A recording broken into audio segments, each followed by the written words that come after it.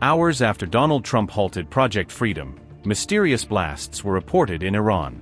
Soon after, Iran confirmed that it had intercepted a drone, even as a ceasefire appeared to be in place. Explosions were reported in several Iranian cities after the United Arab Emirates alleged missile attacks. Even as Trump stepped back, blasts near Qeshm Island and Larak Island raised concerns about rising tensions. There are also questions about whether Israel may be behind the attacks, as the U.S. military appears to change its stance. Reports that emerged early on May 6 indicated that explosion-like sounds were heard across parts of southern Iran, prompting immediate attention from local authorities. These sounds were specifically reported from Qeshm Island, Bandar Abbas, and Sirak, all located within Hormuzgan province along the southern coast. According to initial information coming in at the time, the blasts were first heard at around 1:30 a.m. local time, catching residents off guard in the middle of the night. A few hours later, similar explosion-like sounds were again reported, this time near Larak Island, adding to the growing concern in the region. At least 2 separate blasts were confirmed on Qeshm Island, and officials in Tehran later acknowledged that there had been drone-related activity in the area. Qeshm Island is considered strategically significant because of its location along the Strait of Hormuz, a key global shipping route. These developments came just a day after vessels belonging to the Islamic Revolutionary Guard Corps, including fast attack craft, were reportedly seen operating in nearby waters. Officials later clarified that the sounds heard in Qeshm were the result of defensive measures being taken against incoming drones. Iranian authorities also stated that micro-aerial vehicles and reconnaissance drones were successfully intercepted during the incident, according to available reports. Despite the alarming nature of the sounds, authorities maintained that there was no reported damage, no casualties, and no significant impact on infrastructure.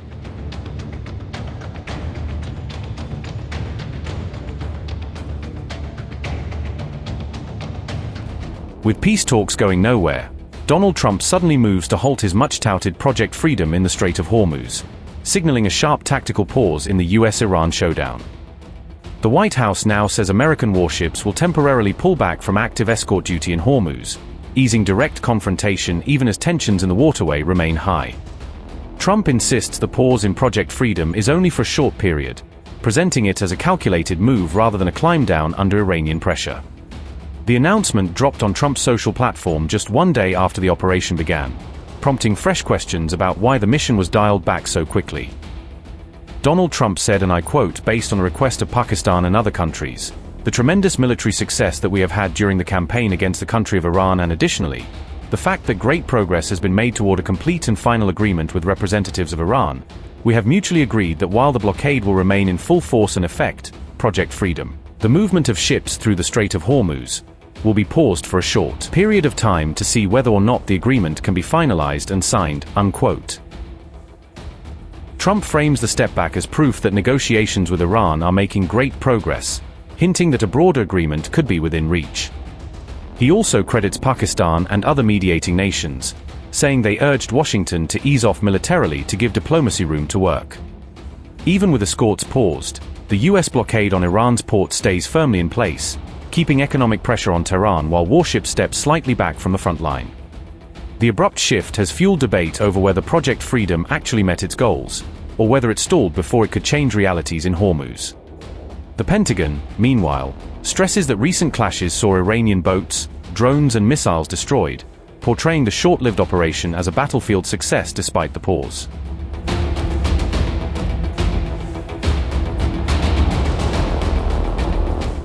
Donald Trump has announced the launch of Project Freedom, a US-led initiative aimed at helping dozens of merchant ships stranded in and around the Strait of Hormuz, starting from May 4th.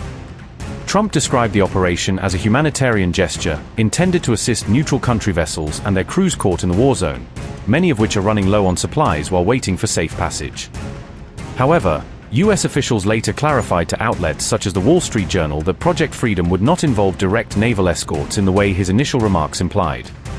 Instead, the White House outlined the creation of a maritime coordination cell that will identify and share safe routes through the strait, clear of mines and high-risk areas, while coordinating with commercial shipping lines and allied navies. This signals a more limited, advisory role for the US military than the image of warships physically shepherding tankers through the choke point that Trump's announcement initially suggested. Donald Trump said, and I quote, "For the good of Iran, the Middle East, and the United States, we have told these countries that we will guide their ships safely out of these restricted waterways, so that they can freely and ably get on with their business. Many of these ships are running low on food, and everything else necessary for large-scale crews to stay on board in a healthy and sanitary manner." Unquote.